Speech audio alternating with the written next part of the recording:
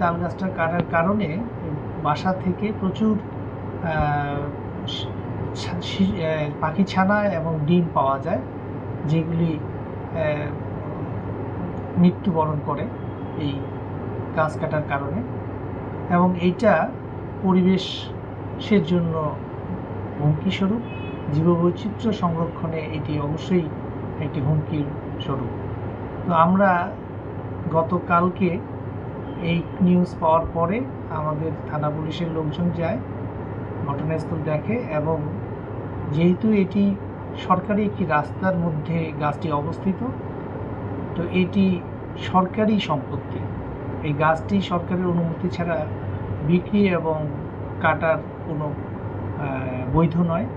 এর প্রেক্ষিতে উক্ত ইউনিয়ন পরিষদের একজন মেম্বার বাদী হয়ে মামলা করেন, এবং যে গাছটি বিক্রি করেন মোবারক আলী, তাকে 1 নম্বর আসামি করে, যারা গাছটি কিনে কেটে ফেলেন তাদেরকে 2 জনকে মোট 3 জনকে আসামি করে একটি মামলা করেন। এই মামলার প্রেক্ষিতে আমরা অতি দ্রুত 1 নম্বর আসামিকে গ্রেপ্তার করি, বাকি 2 জন যে আসামি আছে তারা পলাতক, তাদেরকে আমরা ধরার চেষ্টা করছি।